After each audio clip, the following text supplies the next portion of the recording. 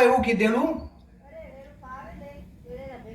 कि जाओ जाकर लिख दो अपने घरों की दीवारों पर कि हमें इस देश की शासक जमात बनना है. खाली कहीं ना तो दीधु કહેવામાં તો ઘણા લોકો કહી દીધું આમ થઈ જાય તેમ થઈ જાય આવું કરી દીધું. બાબા સાહેબે ખાલી કીધું ને એની વ્યવસ્થા કરીને ગયા.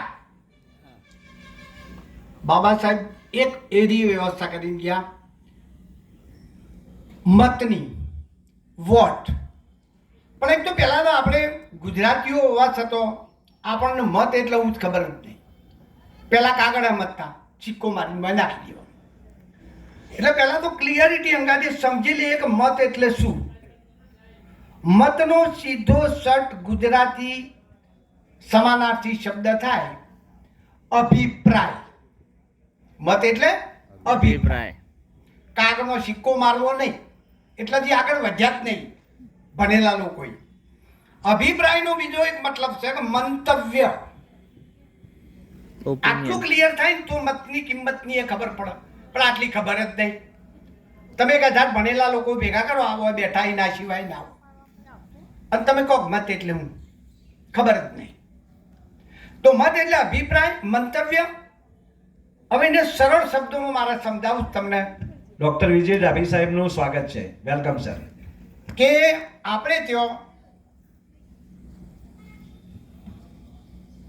બે ભાઈ હોય, એક ભાઈની બેબીનું લગ્ન હોય અને એનો લગ્ન માટે ખરીદી કરવા જવાનું હોય. તો લગ્નની ખરીદી માટે સ્પેશિયલ જગ્યાઓ હોય ત્યાં જ લોકો જતા હોય કારણ કે ત્યાં બધું લગભગ મળી રહેતું હોય. હવે પેલો ભાઈ અને બે ભાઈ નો ઘર અડીન હોય, એક ઓસરી હોય. પેલો ભાઈ વધના ફોન કરતો હોય એની બહેનોને ભાઈઓને સાડીઓએ આવું હોય. તો આવા સગોને ફોન કરતો હોય ને કહેતો હોય કે ભાઈ કાલે સવારે 9 વાગે ઘરે આવી જજો. 2 ગાડીઓ કરી આપણે ચા પાણી કરીને આપણે નીકળશું. પેલો ભાઈ બેઠો બેઠો લગ્ન હોય ભાઈના ઘરમાં એટલે ચાય ભાઈની જ પીતો હોય, પાછો બીડીઓ ઠોકતો હોય એમની જ. સવારે 9 વાગે એટલે બધો તૈયાર થઈ ગયો હોય. પેલો પાછો નહીં બેઠો હોય પણ કપડો પહેરીને ના બે રૂમાલ વેટીને બેઠો હોય, પાછો એમની જ ચા પીતો હોય બીડીઓ પીતો હોય. પેલો ભાઈ પૂછો બધો આવી ગયો એટલે પેલા રોમા તું ચમ તૈયાર નથી થયો? એટલે પેલો કે જોડે ચંદ્ર ઉપરથી આવ્યો હોય ને એવી રીતે તો પાછું એનું બિહેવિયર હોય કે શું હતું. એટલે ભાઈ આપણા કોમલના કપડો બધું ખરીદવા જવાનું છે ને આ બધો મહેમાન આવ્યો ને એટલે હું કહે ખબર મને જો કીધું તું, મને જો પૂછ્યું તું એમ કીધું તું કે એને રૂપિયો ખર્ચવાનો નહીં અને એ અજોડ્યો થઈ જાય. હવે આની જ વાત આપણે ફરી લઈએ. મોદી જેવો મોદી 56 ઇંચની છાતીવાળો કહે ને જે એ વોટ લેવાનું હોય ને તારવામાં આવે આટલો વખત જોજો કગરસ કે નહીં. એ તમને પૂછવા આવે છે કે મને વોટ આપજો આટલો વખત. ઉદાહરણ છે, બધા આવે છે બરાબર. અને એ સમયે ભણેલામાંથી ઘણા લોકો એવા છે કે જે મત આપવા જ નહીં જતા. એમની વાત તો જબરદસ્ત સાંભળવા જેવી હોય. કેમ નહીં જતા? તો કે આના તો બધા બોગસ જ આવે છે. એમ કહે છે કે બધા બોગસ જ આવે છે એટલે વોટ આપવાનો કોઈ મતલબ નથી. હવે પડ્યું કોઈ વ્યક્તિને ગામમાં ભૂલ થાય અને આખું ગામ ભેગું થઈને નક્કી કરો કે ભાઈ એને ભૂલ કરી છે તો એને આપણે થોડુંક સજા કરીને છોડી દઈએ. આખું ગામ ભેગું જોઈએ, કેટલાક આગેવાનો હોય અને એવા લોકો ભેગા થઈને નક્કી કર્યું કંઈ કોમ કરો અને 2 લાફા મારીને છોડી દો. દરેક વાતને એકબીજા અંગાતે કમ્પ્લીટ કન્સલ્ટ છે એટલા માટે જ કહું છું. પાછા બરાબર વાપરજો. આગળની ભૂલી જાઓ તો ઠપકો નહીં પડો. 2 લાફા મારવાનું નક્કી થયું અને જેને લાફો પડવાનો હતો એને કહેવામાં આવે, ઓપ્શન આપવામાં આવે. કોઈ ખામા માણસ હોય એમને એમ કીધું કે ભાઈ ચલો 2 લાફા તો મારવાના જ છે પણ એને જરા પસંદગીનો સ્કોપ આપો કે આમાંથી કોના 2 લાફા ખાવા છે. ઇલેક્શન અંગાતે બહુ જરૂરી વસ્તુ છે. કોક જણો એમ કે ભાઈ અમારે તો ગમે તે 2 લાફા મારશે તો ચાલશે. હવે ગમે તેનો મતલબ એ થાય કોઈક મજબૂત માણસ આવી જાય ને અને એકાદો થપ્પડ મારે તો 4 ગોટમડો ખાઈ જઈએ આપણી. તો તમને પસંદગી મળી છે તો ભલે બધે લાફો જ ખાવાનો છે, પણ એ લાફો કોઈક ફોરો માણસ મારે એવું ખોળાય કે નહીં? શું કરશો તમે? ગમે તેને લાફો મારવા દો. તમે જોશો કે આમાંથી ઓછા વજનનું કયું છે, હરખું ઊભું કયું રહી એકતું નહીં, ખોરશો કે નહીં? કારણ એનો લાફો ફોરો પડે. તો ઇલેક્શનની અંદર બધા જ લોકો બોગસ હોય, બધા એક જ કેટેગરીમાં બોગસ આવતા હોય? થોડો ઘણો ફરક તો હશે ને. કેટલોક ઓછું નુકસાન કરવા એવું હોય. તમને પસંદગી આપીશ તોય તમે જતા નહીં. અને પેલો ભાઈ તમને ખાલી કીધું નહીં કે કાલે જવાનું છે એટલા માટે તમે બેસી જાઓ, એ મળે જાઓ છો. અને પેલો હોમાંથી પૂછવા આવે છે કે આ રાજા કોનું બનાવવો છે, તો જતા જ નહીં. આ પ્રકારની આપણી મેન્ટાલિટી ચાલે સારી. મતના અધિકારની ખબર જ પડતી નહીં. અને એટલા માટે જ તમે જુઓ કે મત એક તો ઘણા તો આપવા જ જતા નહીં. કેટલાક આપું છે તોય કેટલો બધો વોટ ખરાબ જોઈ છે. અમને એક તો મસ્ત ઈવીએમમાં એવી જોરદાર સિસ્ટમ કરી છે કે છેલ્લું બટન હોય ને નોટાનું, હવે નોટાના એ સ્વિચની જરૂર જ નહીં મારી દ્રષ્ટિએ. તો કેમ જરૂર નહીં? અમને મસ્ત સારું ગોઠવ્યું છે, પણ ડફોળ માણસો માટે, એ મૂર્ખ માણસો માટે છે. જેને વોટ જ નહીં આવવો એ બૂથ ઉપર જાય. ચાલો, જેને વોટ આપવો જ નહીં કોઈને, અંદર જઈને ખબર પડવાની છે ઉમેદવારો કોણ છે. હારા 1 મહિનાથી ચાલે તને ખબર હોવી જોઈએ કોણ કોણ ઊભા છે, પણ અંદર જઈને કે જોવે પછી આપવું છે કે નહીં આપવું નક્કી કરે. એટલે ઘેરથી નક્કી કરે ને દેશનું સુકાન જેને સોંપવાનું છે એનું તું ઘરેથી નક્કી નહીં કરતો. મોય જઈને નોમ જોવું છે, બહારથી અભ્યાસ કરીને જોવું જોઈએ. સામાન્ય પરીક્ષા આપવા જઈએ તો પહેલથી તૈયારી કરીએ છીએ. ઇલેક્શનની વાત છે તો મોય જઈને કે જોશે. એ એમનો આઈડિયા છે. કેમ? કારણ ઘણો નંબર ઉપર હાલતો હોય, પહેલા નંબરના આપવાનું એટલે હોય તો નંબર ચીબાથી ઘણા એ ગણવાનું ખબર નહીં એટલે હોય પહેલો નંબર આવે. એ નોટામાં જે જાય છે, નોટાનો મતલબ શું છે કે એક પણ નહીં, તો એક પણ નહીં એવું હોય એ તો ઘેર જ હોય આપવાની જરૂર. પણ જેને કોકને આલવો જ છે ખાલી વગર કારણનો, જેને ખબર જ નહીં, એવા લોકોનો વોટ જે છે એ નોટામાં જાય છે. બરાબર? એટલે આપણને કદાચ વોટ આલવાની ખબર નહીં પડતી.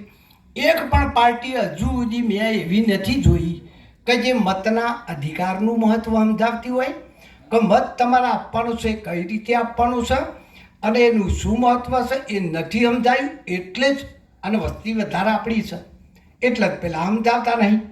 આપણે સમજવું એ જરૂરી છે કે તમે મત આપવા નીકળ્યા છો. બીજી એક વાત પાર્ટીઓની આવી તો ઘણા લોકો, મારા ફાધર એટલા બધા હોશિયાર હતા, ઘણા લોકો એમને ઓળખે છે. છતાં એમના અંગાથી હું ચર્ચા કરતો ત્યારે લગભગ 7-8 વર્ષ પહેલો અમારે ND પરમારને બધા હું જ્યારે ચર્ચા કરતો તાલકી કે ભાઈ એવી રીતે ના જીતાય અને આપણા લોકો વોટ કેવી રીતે આપવું છે તમને નક્કી કરો. કેટલાકને ભાજપનું ચડી ગયું હોય ને તો એરિયા નવી પાર્ટી લઈને આવો ને એટલે કે આ તો જીતવાની નહીં, અને હારા જો કોને વોટ આપવા જઈશું ને તો કોંગ્રેસવાળા જીતી જાવ.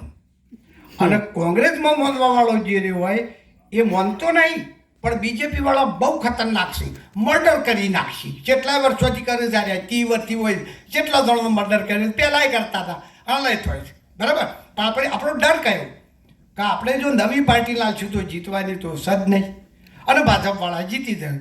પણ જીતે જ જોઈએ છે 30 વર્ષથી, આપણે જોયું જ પાછું. તોય બીજું કે કોઈક મજબૂત પાર્ટી આવી હોત ને તો આપણે એમાં વોટ આપો. એટલે પાર્ટી મજબૂત એટલે હું ઘેરથી ખાઈને જાડી થઈને આવે? પાર્ટી મજબૂત ત્યારે બને ભાઈ, પહેલાં તો એ જ ખબર નહીં આપણને, ભણેલા માણસોને ખબર નહીં પાર્ટી મજબૂત કેવી રીતે થાય. કે મજબૂત પાર્ટી આવે તો આપણે એને વોટ આપીએ. મજબૂત પાર્ટી આવે એમ એટલે તમે વોટ આલો ત્યારે મજબૂત થાય. ઘણા તો વોટ કેવી રીતે હાલે કે આ તો જીતવાય નહીં, જીતા છે એને હાલે છે. આપણો વોટ ખાડામાં થાય કે એટલે કોઈ તારો વોટ કોઈ પૂછતું નહીં, તું ખાડાની ચો પત્તર ખોડે ભાઈ. મારી બાજુમાં સતલાસણા તાલુકામાં એક નાની બાળું ગામ છે, કુબડાની ત્યાં કેટલાક આપણા લોકો રહે અને પ્રજાપતિ છે. ત્યાં પેલા પાલવી દરબાર છે, ગઢિયા દરબાર. અને ઇલેક્શનમાં કેટલાય વર્ષોથી પ્રજાપતિના આપણા લોકો વોટ આપવા જતા હતા. ગઈ ચૂંટણીમાં કલેક્ટર પોતે આવ્યા હતા ત્યાં. કેમ ખબર? એ વપડવા જેવું કિસ્સો. અને વોટ આપવા પહેલાં જતા, પણ એમને બંધ કેમ કર્યું કારણ જાણવા જેવું છે કે એની અંદર જે હારી જાય ને બૂમો પાડા, પેલો શબ્દ આપણો લઈ કાળો ટપલો નારો ડેટ ફરી ગયો. આ બોલવું જરૂર છે એટલે બોલું છો. ગિલ્ટી ફીલ કરવાની કોઈ જરૂર નહીં, બહાર વપડો જ છો તો અમારા મોઢે વપડવા હું તકલીફ. એમ કે આ ડેટને ટપલો ફરી ગયો એમ. પણ કોઈ જીતવા વાળાએ ક્યારેય એમ નહીં કીધું કે વાઈન લીધા મેં જીત્યા. વાત તો એવી હોવી જોઈએ ને કે પેલો હાર્યો છે તો વાઈન લીધા હાર્યો જીતો હોવો જોઈએ, પણ જીતવા વાળો નથી કહેતો કદી, અને હારવા વાળો એમ કે હાર્યો હારો ફરી ગયો.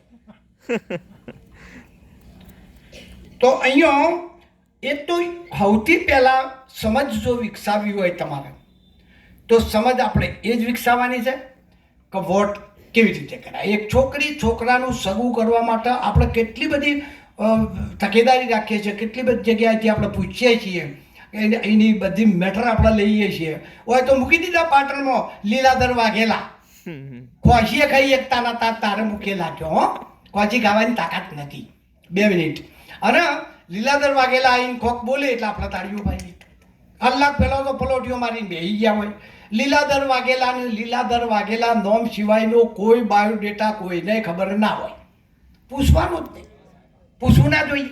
મારા જેવો ચાલાક માણસ આવીને એમ કહે કે આટલા દાડા બધા કરતા હતા ને એના કરતાં તો આપણે જબરજસ્ત કરવાના છીએ. મારા પાસે એક મુદ્દો છે એ રહ્યો કે હું જીતે ને એટલે તમારે રાતે જે અંધારું થાય ને લાઇટો બાઇટો ચાલુ કરવી પડે ને તોય અંધારું પડે ને લાઇટ જતી રહે, આવું બધું નહીં થવા દઉં. તો માટે મસ્ત પ્લાન બનાવ્યો જોઈએ. તો કયો કે આકાશમાં કોઈ એક તારો જ ભાઈ, આકાશમાં તારા કેટલા? ડબલા બસ.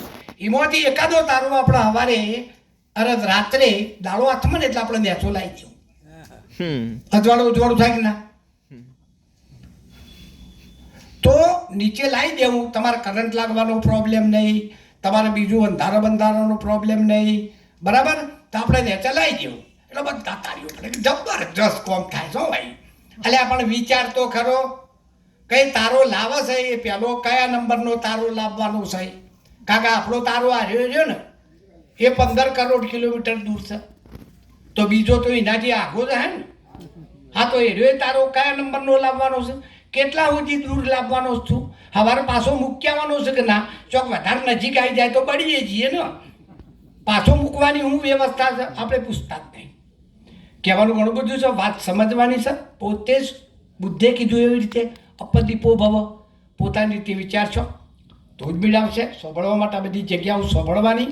પણ આપણે આ બધું જ જો કરવું હોય, મેં તમારા બનાસકાંઠામાં ઘણા એવા માણસો જોયા છે કે એમ કીધું કે જાતિવાદ જેવું કંઈ સજ નહીં. એટલે તારા આજુબાજુ બને છે પાલનપુરના નજીકના માણસો આવું જ્યારે કહેતા હોય કે એવું કંઈ સજ નહીં, બધું જબરદસ્ત ચાલે છે. એક જણાએ હમણાં મને કીધું કે તમે મારા ગામમાં આવો, તો કીધું કરશું કે આપણે સવર્ણના ઘેર કે જમવાનું બનાવરાઈએ. મેં કીધું સવર્ણના ઘેર નહીં, તારા ઘેર બનાય અને બબે સવર્ણ જે જાતના હોય એને બોલે, આપણે હાથે ખાઈએ. તારનો ઠપ થઈ ગયો, હજુ બોલ્યો નહીં. સમજો તમે? તો ઘણું બધું કરવા જેવું છે, ઘણું. અને બીજી એક વાત કે જ્યારે આપણે સમાજમાં મિટિંગો કરવા જઈએ કોઈની, તો એ હર્ટ ના થાય એની પૂરી તકેદારી રાખીએ. ક્યારેય અંધશ્રદ્ધા વિશે, માતાજી વિશે, ધર્મ વિશે આપણે કશું બોલવાની કોઈ જરૂર જ નહીં.